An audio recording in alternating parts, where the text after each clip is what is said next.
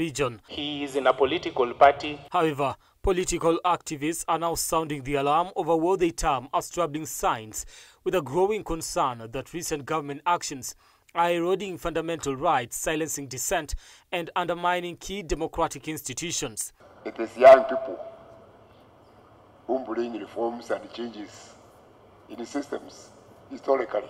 President William Ruto's open hostility towards critics of his administration and the use of inflammatory rhetoric has been interpreted as attempts to intimidate opposing voices. He seems very angry, and for a president, you know, you're a symbol of national unity.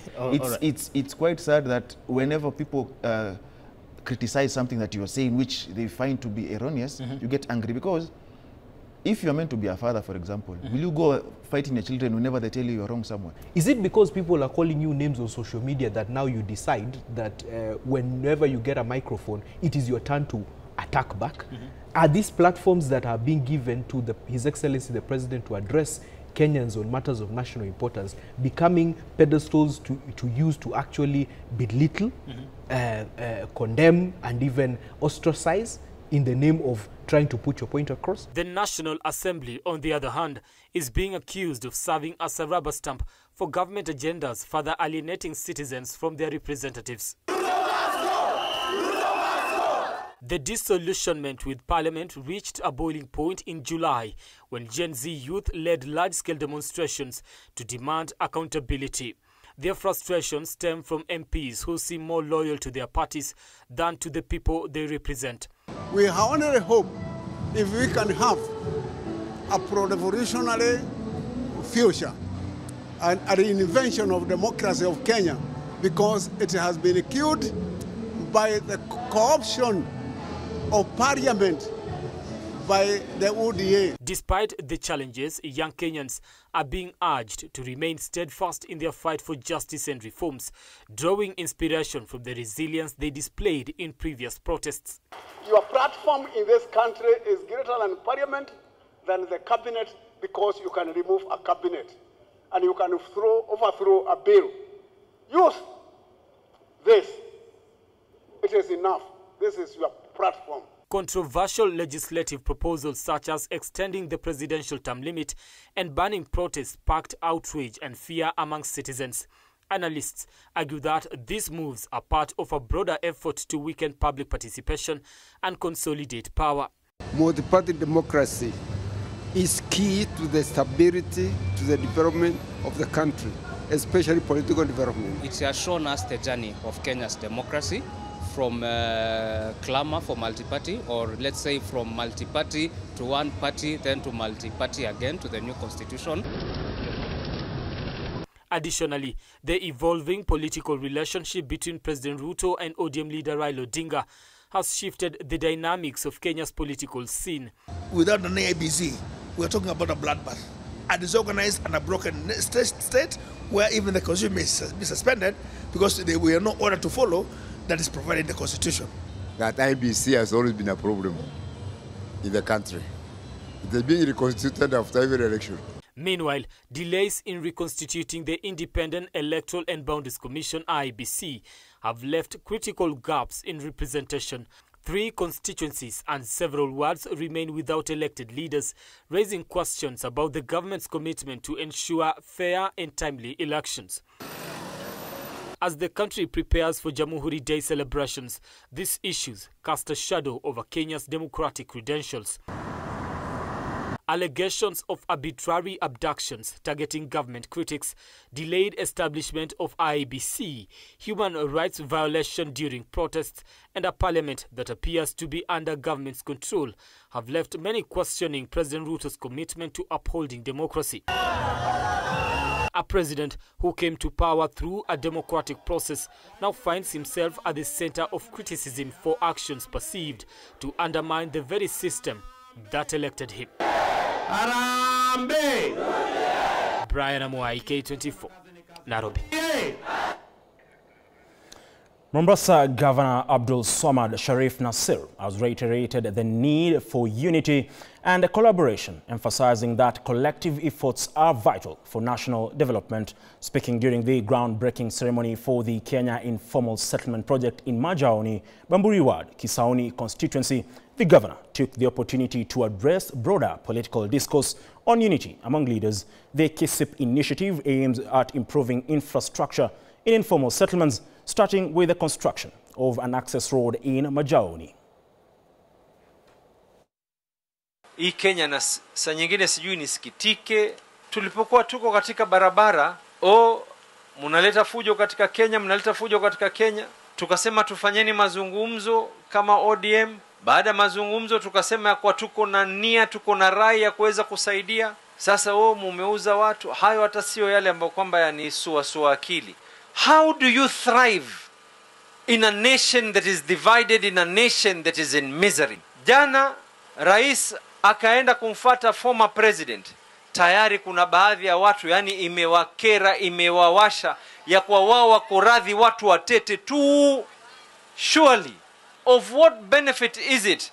Baadhi ya sehemu katika hii dunia watu wanatamani ya kwa viongozi wanaangaliana ana kwa ana. Leo sisi Mwenyezi Mungu ametubariki, tumewacha kila kitu, tukashusha yale ambayo kwamba tulikuwa tumeyavaa, tukayaweka chini, tukasema kwa tuangalieni tuweze kufanya kazi pamoja. Vipi wewe kama binadamu uweze kukereka? Tena wale wenye kukereka wengine ni baadhi yao wanajiita ni viongozi. Now, as Kenyans gear up for this year's festive season, the country's poor state of roads remains a major safety concern for those traveling to various destinations to celebrate this year's Christmas holidays. Speaking after filing a petition to the Ministry of Transport, Bunge la Mwananchi, led by President Francis Awino, are now calling for the disbandment of the three responsible government agencies: Kenya Rural Roads Authority, the Kenya National Highways Authority, and the Kenya Urban Roads Authority, and their respective leadership, for what they termed as management, lack of accountability, and poor planning that may cost Kenyan lives during this busy period of festive season. We have just petitioned the Minister for Roads and Infrastructure, the Honorable Davis Chirchir, seeking to disband the three road agencies. Number 1 is Kenha, number 2 is Kura, number 3 is Kera, over glaring failure to execute their mandate and to fulfill their duties as stipulated in the Constitution and the relevant statutes that establishes those agencies. Major bodies that are involved with the road management in our country have failed, and we want all of them disbanded as immediately as yesterday. We do not want to go to the festive season the way we did last year and last year part 1. For the last 2 years, it's very clear we have lost more lives than ever before because of these bodies. As from yesterday, we have had a traffic that is not very clear why we are having traffic, and yet we have not the peak season of festive season is not with us. Kutoka hapa uende kutoka Kisumu kwenda hadi Busia, hiyo barabara waweza kapanda mahindi na mvua ikanyesha hiyo mahindi iweze kumea. Juzi tuliona Mombasa tractors ziligwama kwa barabara for more than 7 hours. Saa hizi tumesimama hapa Ngong Road. Ukiangalia Ngong Road, it was poorly designed. Ukienda tu hapa kabla uingie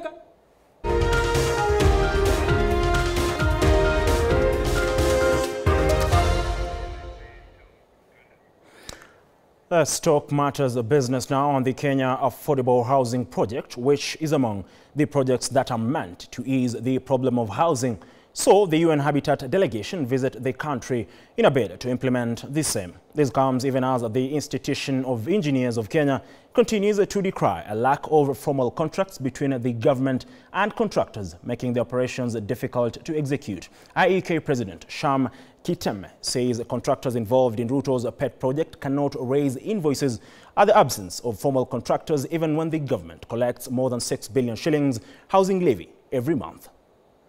There are some waste cubicles having the tanks that are next to the blocks. That is pumping. We are very lucky today to have hosted this team of experts that are attending the open-minded conference with UN Habitat, and to showcase what the government is doing in terms of promoting the housing agenda in the country, in terms of giving a good environment at a very affordable rate. We have been here this afternoon just to have a look at the Mukuru Affordable Housing Project.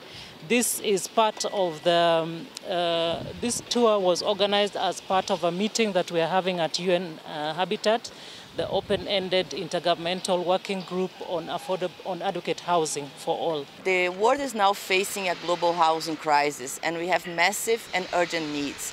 So we really need to produce houses. So the scale of this project responds to the needs actually that we have today.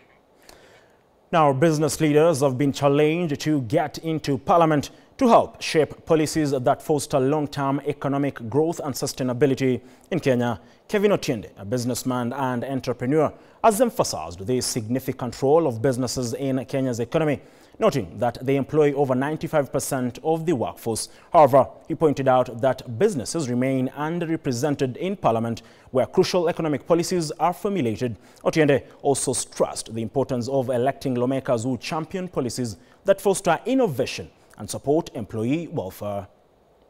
And remember, we in business, to be quite honest, one of the reasons this is serious is because we are the ones who create jobs. Government doesn't really create any jobs. We are the ones who create these jobs in the private sector. All government does is supervise and create an enabling environment in terms of policy and infrastructure. But we are responsible for the creation of these jobs. I think over 95% of everybody in this country is actually employed by small and medium enterprises. Government owns no single small and medium enterprise. Those are small business men and women. So going forward, and this is basically a challenge to my peers, this is a challenge to business people, we have to start thinking, and we have time to think about seriously getting ourselves into parliament to do the right thing. Because the one thing that is lacking in all this equation, in all this shenanigan, is leaders who care. Some people are doing things remote controlled. We need to deliberately work towards getting the right laws and policies into place, create an enabling environment for business to thrive of whatever size, from large scale.